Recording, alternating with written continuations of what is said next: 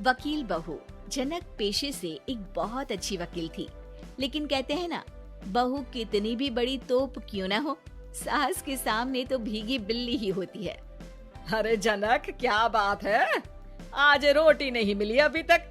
ये तेरा कोर्ट नहीं है जो आज फैसला ना हुआ तो कल की तारीख मिल जाए। रोटी तो रोज वक्त में चाहिए। हाँ माँ जी, रोटी तो कब की बन गई। मैंने आपको कहा तो खाना खाने के लिए, आपने शायद सुना नहीं होगा। ओहो, जज नहीं हूँ मैं तेरे कोर्ट की, सास हूँ सास। कोई दलील फालतू की मत देना यहाँ। बहुत जानती हूँ मैं इन वकीलों को, अपनी बात ऊपर रखने के लिए झूठ बोलने में जरा भी नहीं सोचते। तभी वहाँ जनक के ससुर आ जाते हैं। अरे भाग्यवान, क्यों बेचारी के काम को कोसती रहती है हमेशा। मैं भी तो था वहाँ जब ये आई थी तुझे रोटी खाने को बुलाने के लिए।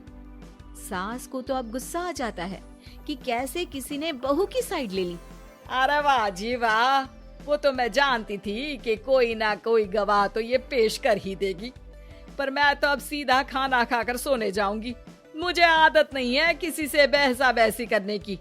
पता नहीं कैसे ये वकील इतना दिमाग लगाकर खुद तो झूठ बोलते ही हैं, साथ में झूठे गवाह भी ले आते हैं।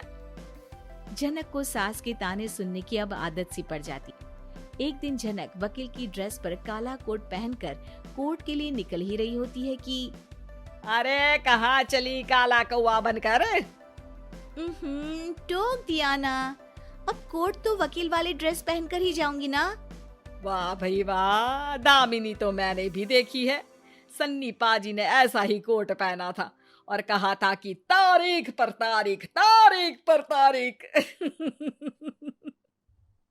मतलब कि कोई बात करनी है तो बोलिए, वरना वक्त नहीं है मेरे पास खराब करने के लिए। अरे पता नहीं तुझ में क्या देखा मेरे बेटे ने, सारा दिन वकीलों वाली बहस करती है भोली भाली सास के साथ। अच्छा सुन, जो इतनी बहस मेरे आगे करती है ना, जरा अपने बॉस से कर ले, जो 1 साल भी ना हुए तेरी शादी को और काले कपड़े पहना दिए। अंदर जा और लाल कोट पहन कर आ, पता तो चले कि नई नवेली शादी हुई है। अरे माँ जी, कोर्ट में मेरा बॉस क्या करेगा, ये तो पूरे देश की ड्रेस है वकीलों के लिए। लेकिन सास तो ठहरी सास। अच्छा, तो कोई जरूरत नहीं है 2-4 साल कोर्ट जाने की। शादी थोड़ी पुरानी हो जाए तब इजाजत दे दूंगी मैं तुझे काले कपड़े पहनने की। अब क्या था, मन मारकर जनक को लाल रंग का कोट पहनकर कोर्ट जाना पड़ता है। उसके जाने के बाद आहा, बड़ी आई पूरे देश की ड्रेस की बात करने वाली। अरे पहना दिया ना लाल कोट।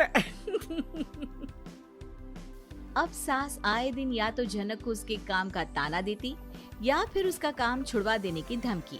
तंग आकर एक दिन जनक पति से कहती है, मैं सोच रही हूँ कि कोर्ट जाना बंद ही कर दूं। अरे क्यों यार, इतना अच्छा करियर है, क्यों छोड़ने की सोच रही हो? अरे लाल रंग का कोट पहनकर जाना पड़ता है।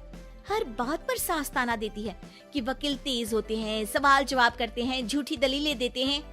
अरे तो ठीक है ना, वो जो कहती है अपनी समझ से कहती है, लेकिन तुमको तो पता है ना कि सच्चाई क्या है। जनक को पति की बात से हौसला मिलता है कि तभी घर पर कुछ लोग आ जाते हैं। अरे आइए आइए पंच साहब, कैसे आना हुआ? अरे भाई साहब, सुना है कि आपकी बहू वकील है।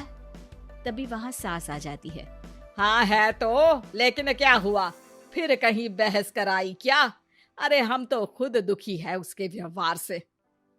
अरे भाभी जी, आपको तो पूरा मोहल्ला जानता है कि आप कितना बोलती है। फिर हम यहाँ बहू रानी की कोई शिकायत नहीं, बल्कि अपनी परेशानी लेकर आए हैं। ससुर जी खुश हो जाते हैं। हाँ हाँ, मैं भी बहू को बुलाता हूँ। जनक वहाँ आती है, सबको नमस्ते करके बैठ जाती है। बहू रानी, हमारे गांव में बड़ी मुसीबत आ गई है। अब तो पूरे गांव की जिम्मेदारी मानो तुम्हारे कंधों पर है। अरे ना ना, इससे तो घर की जिम्मेदारी पूरी नहीं होती, ये गांव की जिम्मेदारी क्या लेगी? भाभी जी, आप चुप हो जाओ, यहाँ पढ़े लिखे लोगों की बात हो रही है। आप जाओ, जरा रसोई से सबके लिए चाय लेकर आओ। मैं कॉफी लूंगी। हाँ हाँ, वकील साहिबा के लिए कॉफी। सास सर पैर सब पटक कर वहाँ से निकल जाती है। बहू, गांव में पानी नहीं आ रहा है, पड़ोसी राज्य ने हमारा पानी रोक रखा है। इसका मामला तो बड़े कोर्ट में चलेगा पंच जी, लेकिन ऐसा क्यों? वो राज्य हम लोगों से पानी के पैसे मांग रहा है। अब आधे गांव में पानी की सप्लाई खत्म हो गई है बहुरानी। अच्छा पंच साहब, बात गांव की है तो मैं जरूर केस लड़ूंगी। यहाँ एक बार फिर सास की एंट्री हो जाती है। अरे वाह जी वाह, ये काम करवा लो, आप हमारी बहू से बहुत अच्छा करती है। मैं हूँ सीधी सादी सास। इस लड़की ने कैसे लड़ लड़ कर मुझे साइड कर रखा है, ये तो अब आपको पता चल ही जाएगा। अरे भाभी जी, आपकी आवाज तो पूरे गांव को सुनाई पड़ती है जब आप बहू रानी को सुंदर वचन सुना रही होती हैं। अरे वकील बहू मिली है, फक्र करो फक्र। हाँ जी हाँ, सारी फकर तो हम लोग ही करें। खैर, अब जो केस लड़ेगी और पानी गांव में आ जाता है तो पंच साहब लिख कर देना होगा कि हैंड पाइप में सबसे पहले मेरी बाल्टी और घड़ा भरेगा। अरे फिर तो हम बहू रानी के नाम पर घर पर ही सप्लाई दे देंगे, लेकिन ये इतना आसान नहीं है। बहू, गांव के पास अभी वकील करने की भी पैसे नहीं है तो। अरे पंच साहब, ये मेरे गांव का मामला है, मैं आपसे एक भी पैसा नहीं लूंगी। सास को बहू की बात पर गुस्सा आ जाता है, लेकिन सबके जाने के बाद झनक मन लगाकर गांव की परेशानियों को दूर करने में लग जाती है। और वो दिन भी आता है कि झनक केस जीत जाती है। अरे आज तो प्लम्बर आकर घर तक पाइप लगा गया है। खुश हो जाओ, मेरे कारण तुम लोगों को घर के अंदर ही पानी मिल जाएगा।